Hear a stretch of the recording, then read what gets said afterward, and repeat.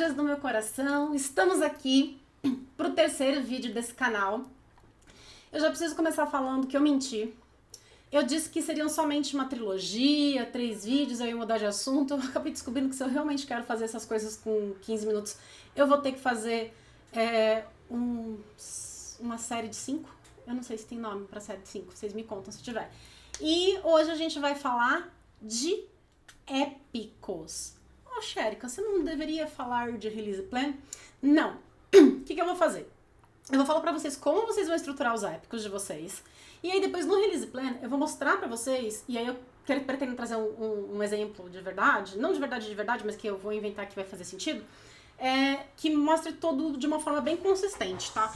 Então o release plan vai amarrar o roadmap com o épico, vai mostrar como supostamente você deveria conseguir fazer sentido para sua organização, para os seus stakeholders. Primeira coisa que eu trouxe aqui de volta, só pra gente recapitular, é o Decision Stack do Martin Erickson. Eu gosto muito do Martin Erickson. Ele fez essa apresentação que, na verdade, muitas pessoas, inclusive eu acho que devia transformar num livro.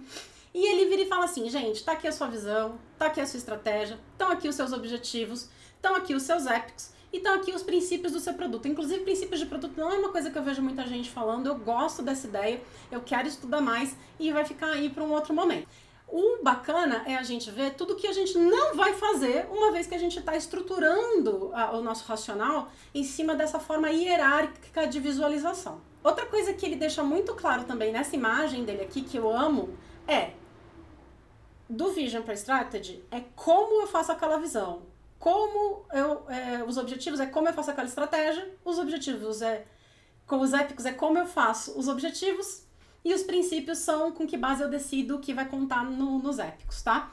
E toda a voltinha, como vocês podem ver, são os porquês, por que eu tô fazendo isso, por que eu tô fazendo aquilo, por que eu tô fazendo aquele outro. Tudo bem, gente? Então eu gosto muito porque fica muito claro. Uma revisada super rápida nessa imagem que eu tirei de um artigo do Mike Cohn. Ele é cofundador da Aliança Internacional e do Scrum Alliance, onde a gente vai revisar ali rapidão o que é épico, história e tema. Gente, um épico é uma coisona que eu vou entregar, que sozinha, para me dar valor, vai demorar um tempo maior para ser entregue. Uma história é algo que tem valor, mas que eu consigo entregar mais rápido. Ele traz ali a noção de que feature pode estar contida tanto numa história, como pode estar contida num épico. Então você consegue ver ali, né, que as bolinhas amarelas são as histórias e as bolinhas verdes são os épicos. Que mesmo que uma coisa for pequenininha, eventualmente ela é considerada uma feature. A gente não vai explorar essa seara, mas uma coisa que ele fez aqui, que eu gosto muito, é falar sobre temas. O que eu entendo, gente? Temas eu compreendo como se fossem grandes áreas em cima das quais a gente constantemente fica reiterando. Então, por exemplo, se você tem um processo de checkout no seu produto, gente, você vai para sempre promover melhorias naquela área. Então, eu criaria, eventualmente, um tema chamado checkout, para eu conseguir ver todo o trabalho que foi realizado no que concerne checkout. Se você é uma área regulada, você provavelmente tem muito trabalho regulatório. E você vai passar o resto da sua vida fazendo coisas regulatórias. Então eu gosto de criar o tema regulatório e ir encaixando tudo ali. Pode ser que outras pessoas usem o tema como iniciativa ou como objetivo, mas o que eu entendo é que no nosso épico, ou na nossa história, quando ela está sozinha, você vai conectar com o seu objetivo da organização e aquilo tem que estar mais intimamente ligado e o tema é uma coisa que perdura ao longo do tempo. Acho que algumas questões aqui que eu preciso deixar muito claro eu, Érica, pessoalmente, nunca achei que documentar o que deveria ser feito pelo time de desenvolvimento estava de bom tamanho usando as não sei o que, I want to blá blá blá, so that, whatever. Por quê? Porque, por exemplo, login é uma parada que ninguém quer logar. Você quer logar? Eu não quero logar. Na verdade é um inferno ficar lembrando todas as senhas. Agora estão enviando o Magic Link. O que a gente quer é que os dados fiquem protegidos. e que ninguém que não seja eu ou alguém que eu queira que tenha acesso às coisas que eu fiz consiga visualizar aquilo. Mas eu não quero logar. E aí, dependendo de como for, a gente começa a entrar numa seara onde a gente começa a ficar criativo demais escrevendo user story.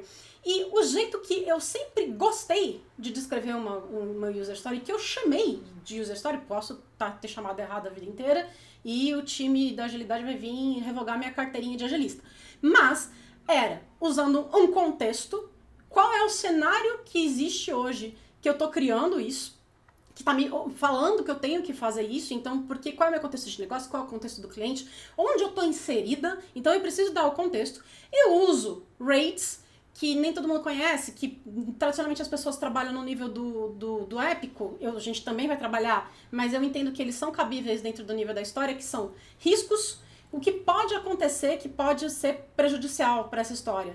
Assumptions, o que eu tô assumindo que é verdade pra gente estar fazendo essa história. Quais são issues, quais são os obstáculos que eu posso ter se alguma outra coisa for atrasada, etc e tal. E dependências, que são elementos que são completamente fora do meu controle e que tanto são necessários pra gente conseguir obter sucesso dos nossos negócios, tá? Eu, em geral, até coloco dependência como histórias que estão conectadas a esta historinha que eu tô fazendo, porque às vezes é uma continuação, é uma melhoria, eu gosto de deixar tudo bem conectadinho pra gente poder se achar. Mas, não obstante, a parte mais importante é contexto, no mínimo premissas, gente, é bem importante, no mínimo premissas, e critérios de aceite. Given, when, then. Então, eu, Érica, para os propósitos deste vídeo que nós estamos vendo aqui nesse momento, vou assumir que a sua user story tem um contexto, que a gente pode entender que pode ser o as, I want to, so that, tudo bem, se você quiser escrever seu contexto assim, mas que você vai estar dando, você tem requerimento na sua história, né? Não é só uma historinha desse tamanho. Eu já tive que fazer planilha para as pessoas poderem codar o que tinha que ser feito, porque era uma conta muito difícil e o jeito mais fácil pra gente conseguir validar se que o código tava cuspindo tava certo era fazendo uma planilha. Então, né, vamos deixar claro aqui que esse negócio de ter um post-it, literalmente, e falar, isso é um requerimento, não é, tá? Então eu tô assumindo que é isso aqui. E tô entendendo que quando uma coisa não consegue ser entregue num período ali menor de tempo, e aí a gente vai usar o que o Maicon falou aqui, cada um assume aí a sua cadência de tempo que julgar necessária. Eu tenho as minhas preferências pessoais, mas uma história pra mim não pode durar um mês, tá? Mas não precisamos ter consenso sobre isso, tudo bem? Então vamos lá. Temos aqui os épicos, temos aqui as histórias. Os épicos e as histórias tendem a pertencer a grandes temas, né? Que é do jeito que eu gosto de usar. Você pode usar de outra forma. E, obviamente, cada um deles deveria estar conectado com os objetivos que vocês têm mapeados para a organização ou para a estratégia do seu produto. Então, é isso que eu estou entendendo que, de alguma forma, você já tem estruturado na sua empresa. Como não poderia deixar de ser, eu trouxe um disclaimer aqui que eu achei numa thread sobre estruturas hierárquicas do John Cutler. Só para vocês entenderem, quando a gente está falando de que isso deriva para aquilo, que deriva para não sei o que deriva para não sei o que lá, a gente está claramente criando uma estrutura hierárquica. Eu, por exemplo, já tirei um pouco dessa hierarquia no momento que eu virei e falei assim, o tema é perene, e aí ele está conectado com outras coisas. O objetivo, ele pode ter muitas outras coisas conectadas a ele. Às vezes uma história conecta mais de um objetivo. O meu ponto trazendo de que essa frase de que diretórios hierárquicos são comuns em software porque eles nos permitem representar praticamente qualquer estrutura de informação imaginável de uma forma ruim, é pra gente lembrar que todo esse nosso esforço dessa estruturação é para trazer facilidade na comunicação, facilidade em entendimento dos nossos racionais e para fazer cheque de sanidade, que eu chamo. A gente tá enlouquecendo ou essa parada aqui tá fazendo sentido? Não se apeguem. Se alguma coisa por acaso estiver meio que no meio do caminho ou pertencer a mais de um lugar, coloque ela em 2 lugares. Ou escolha o lugar que é mais aderente, na sua opinião. Vocês decidiram e pronto, está decidido. Acabou, não fique sofrendo por isso. Percebe o que eu quero dizer? Não fiquem... Não vai sair perfeito, a vida não é perfeita, a realidade não é perfeita, não tem uma estrutura perfeita na qual todas as coisas se encaixam perfeitamente. Então assim, gente, tudo isso só tem valor pra gente estar conversando a respeito e pra todo mundo se entender. No detalhe ali, precisa estar mais ou menos certinho, mas não precisa ficar perfeito, porque perfeito não existe. Só não pode estar Amazônia, tá, gente? Que aí também não dá, né? Mas assim, que esteja, uns 70% ali do que a gente imaginou que tá fazendo sentido, significa que a gente criou uma estrutura que fez sentido, que estamos conseguindo utilizar no dia a dia, na nossa vida real. Vai ter ali os casos que pertencem a mais de um lugar e tudo bem. Beleza. O que eu vou mostrar pra vocês aqui hoje, como não poderia deixar de ser, um canvas! Eu fiz um canvas do meu épico, que eu gosto de documentar. Gente, isso aqui é um canvas, porque eu amo canvas. Eu posso ver uma passando na rua, como eu já disse pra vocês, que eu levo pra casa. Mas foquem nas informações que constam aqui. Essas informações podem estar no corpinho do seu gira, na parte de description. Essas informações podem ser campinhos do seu gira customizados que vocês criaram para colocar isso aqui. Essas informações podem estar no corpinho do seu Notion, podem estar nesse canvas feito no Miro, podem estar num canvas preenchido com post-it numa parede para quem está, infelizmente, indo no presencial, tá? Não foquem no canvas. Tem um motivo pelo qual as informações estão dispostas como elas estão, eu vou explicar. Mas a gente vai começar, porque da outra vez eu me enrolei e comecei de baixo para cima, indo na identificação. Primeiro, gente, crie um nome de épico. O nome de épico precisa ser claro e objetivo, porque você depois vai repetir ele lá no Release Plan. Pelo amor de Deus, gente, melhoria na busca de produtos não é claro, nem objetivo. Melhoria na busca de produtos pode ser qualquer tranqueira, percebe? Tenta dar um nome, eu prefiro até que vocês sejam um pouquinho mais verborrágicos, que vocês usem um pouco mais de palavras, mas que deixe mais claro o que você está querendo fazer aqui, do que ficar colocando aqueles nomes, que depois a gente tem 30 histórias com o mesmo nome ou versões do nome, né? Melhoria, evolução, adição, remoção, e é tudo ali do Parada de Campos e, entendeu? E olhando o nome, ninguém sabe dizer o que é. Por favor, gente, coloque o nome de épico decente, porque esse nome vai migrar lá pro nosso Release Plan e a gente quer que ele faça sentido. Link. Que link é esse que eu coloquei aqui? É um link que vocês têm o controle do sistema de vocês. Porque sempre vai ter alguém curioso, sempre vai ter alguém que quer ver os detalhes, sempre vai querer alguém que quer ver o status e o andamento das coisas.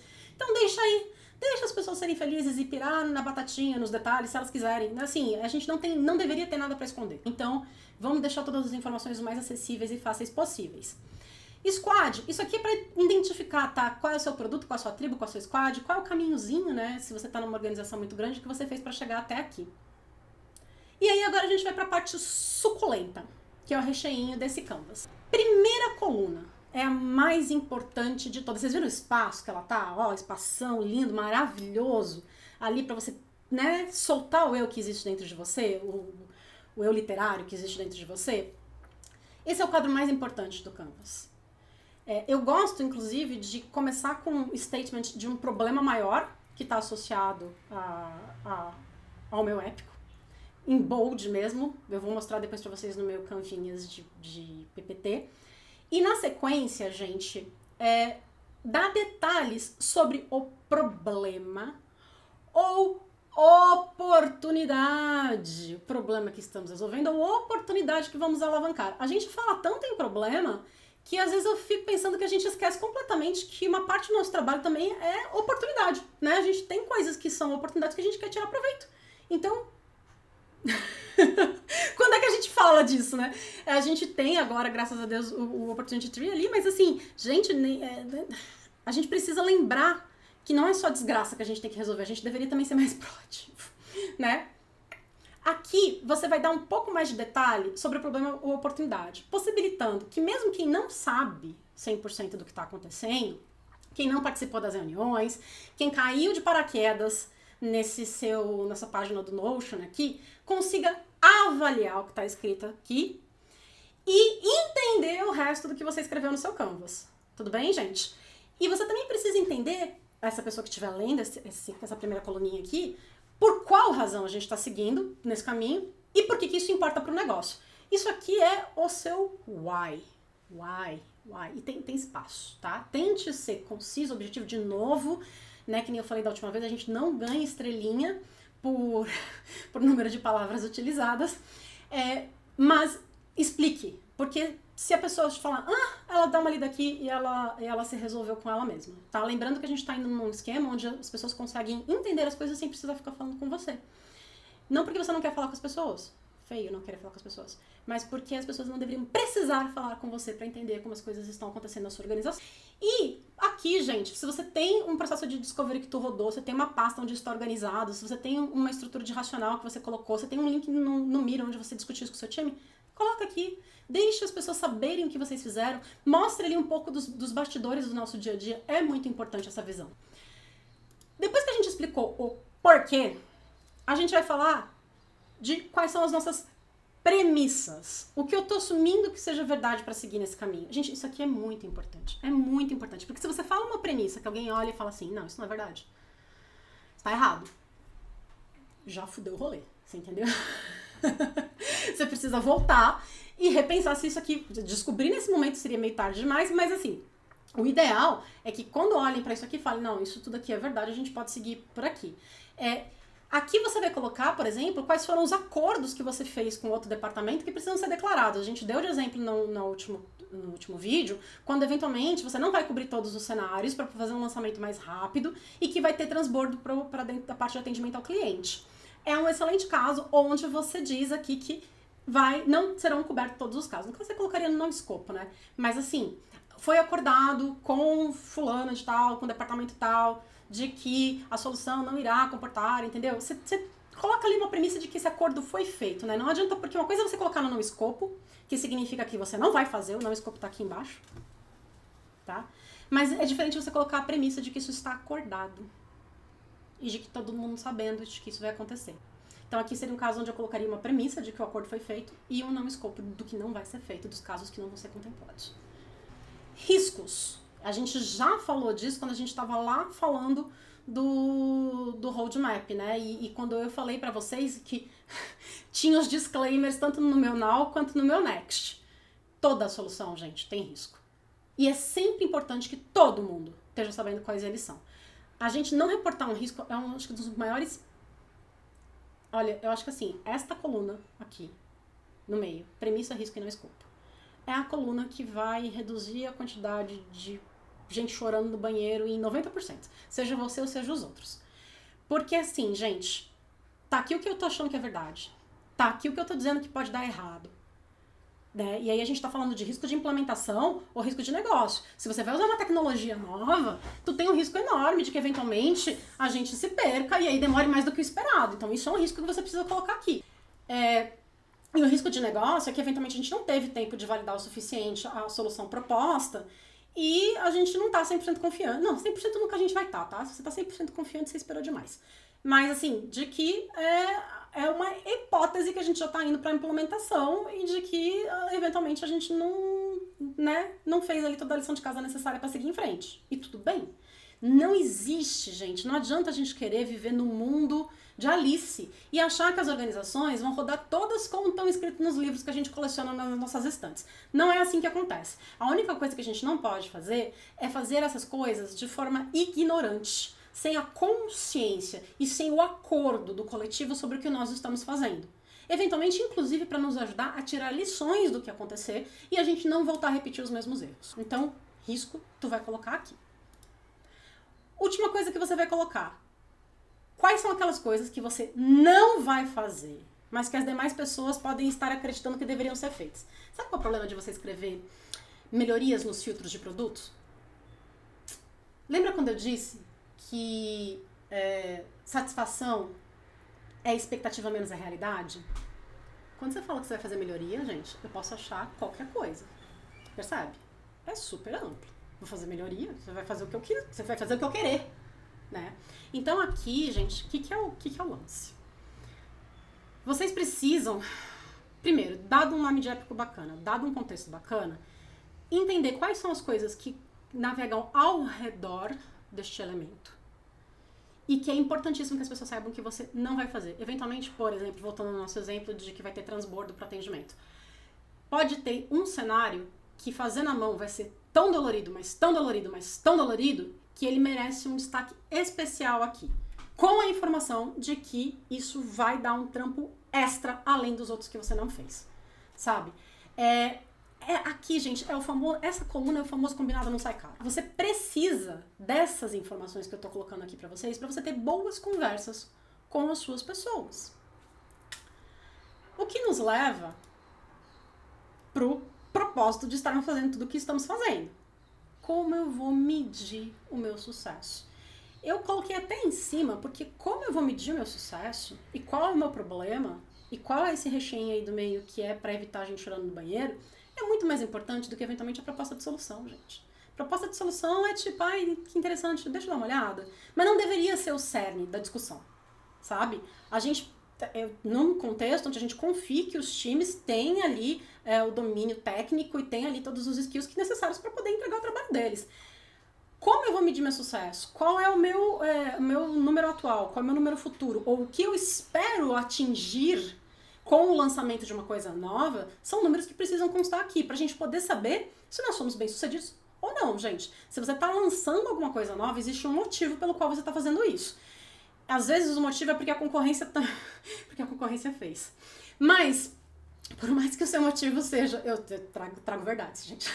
Por mais que o seu motivo seja porque a concorrência tá fazendo, quando você lançar... Se a concorrência lançasse e você não, qual seria o problema que poderia ocorrer? A gente iria perder assinantes. A gente iria... tenta, entendeu? Derivar qual é o problema que nós estamos querendo evitar e colocar aqui. Porque senão, gente, vai virar um monte de output. Aí você vai falar assim, Érica, e se por acaso eu não consigo imaginar nenhuma métrica de sucesso, eu tô fazendo porque mandaram mesmo, sabe? Ó, exemplo, regulatório é um ótimo exemplo. Você tá fazendo regulatório por quê, amor da minha vida? Tá fazendo porque você não quer levar uma multa, né? Então, eventualmente, regulatório é uma das coisas mais, tipo, ficar pirando aqui em métrica de sucesso não tem porquê. Eu até diria que a sua métrica de sucesso é invertida. Se você tá tendo que colocar uma etapa a mais no seu processo de sign-up por causa de uma questão regulatória, o objetivo é não reduzir a taxa de pessoas que chegam até o final do seu processo. Percebe? Sempre existe alguma coisa. Mas eu vou dar pra vocês que se não existe nada, assumam que isso é um output. Que sucesso é estar entregue em produção. Só que aí você vai me escrever aí. Métrica de sucesso, estar entregue em produção. Este época é um output. Você fala, nossa, mas eu vou escrever isso assim, vai feio. E se alguém ver depois? Gente, é a verdade? Você tá confortável de me dizer que você realmente não conseguiu achar nenhum número? De que você não conseguiu prever nenhum outro problema que poderia estar associado com o que você está fazendo? Que seria um bom jeito de você medir o que você fez? Então você escreve a verdade.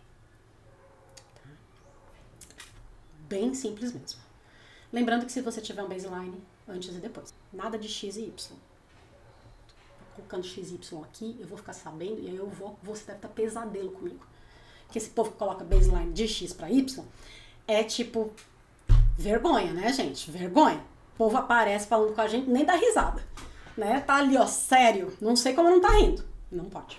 É feio também. Por último, gente, a gente vai ter aqui a solução. Então vai dar ali um overview geral sobre a solução que você pretende implementar. Lembra que você já escreveu premissa, risco, não escopo. Lembra que, gente, é um overview. Né? Você vai ter as histórias que vão estar escritas lá dentro do Épico. Um executivo, na minha opinião, talvez nem precisasse descer neste nível, mas eu sei, gente, eu sei que vocês sabem. Eu sei que vocês sabem que os executivos gostam dessas coisas aqui. Então, na minha visão, se a gente estiver num ambiente saudável, a gente nunca deveria precisar que um executivo fosse além disso. Idealmente, a gente nunca jamais deveria ter que chegar nisso. Né? A gente deveria estar falando mais de métricas e de objetivos e de estratégia, mas eu sei como, de novo, né? A vida como ela é. Nelson Rodrigues. Então, isso aqui deveria conter toda angústia, ansiedade e desejo por informações ou links para coisas que essa pessoa queira ficar vendo de noite quando ela chega em casa no final de semana.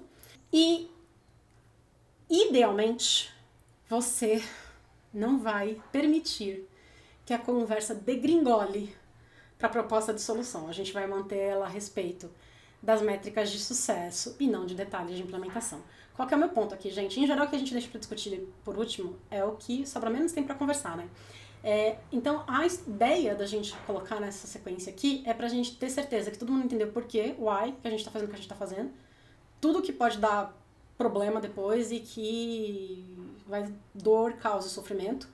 E qual é a nossa medida de sucesso? Você não deveria passar muito tempo falando de proposta de solução. Em geral, faz um protótipo, grava um filminho, faz um TLDR. Não deveria ter que chegar nisso, tá? E aí, obviamente, se você tiver um protótipo navegável, coloca o link aqui, as pessoas adoram, ficam mega felizes de ver Figma, ver telinha, etc e tal. Então faça isso que as pessoas ficam felizes. Exatamente como da outra vez, gente, eu vou deixar um deck lá na descrição do YouTube com este canvas, com essas coisas todas que eu falei pra vocês, com este modelinho, com esta versãozinha, pra quem queira copiar. Mas como eu disse, o importante não é o formato em si, mas as informações, e aí eu diria que a ordem das informações faz diferença. Vocês já entenderam por quê. E eu esqueci de colocar no meu canvas, mas eu vou atualizar para disponibilizar para vocês o nosso target de lançamento, gente, porque é uma pergunta que vai aparecer absolutamente na hora. Eu vou até arrumar o outro, porque o target de lançamento já tem que estar na cara. Se a gente não tiver um target de lançamento, vai ser batata. Então eu vou colocar lá em algum lugar de destaque no canvas, eu tinha esquecido, para vocês poderem fazer o download. Target de lançamento vai depender muito de como é a estrutura da sua organização. Eu sei que isso é uma problemática à parte, que depois a gente pode discutir. Mas eu particularmente gosto de falar para os meus times, se você não tem nada hoje que esteja te ajudando no seu processo de estimativa, se você não está usando nenhum método que seja bacana para isso, vai falando do mês e ano. Então, Érica, a gente acha que é no começo de fevereiro, é fevereiro. A gente acha que é no meio de fevereiro, é fevereiro. A gente acha que no final de fevereiro, talvez eu colocasse março. Mas não use isso para ficar acomodado. Aqui a ideia é vocês usarem isso até que vocês consigam estruturar uma forma melhor de se organizar para ter essas informações. Esse foi o final do nosso terceiro vídeo. Eu consegui chegar nos 27 minutos, 28. Eu tô feliz que já foi um ganho de minutos aqui, eu vou melhorar.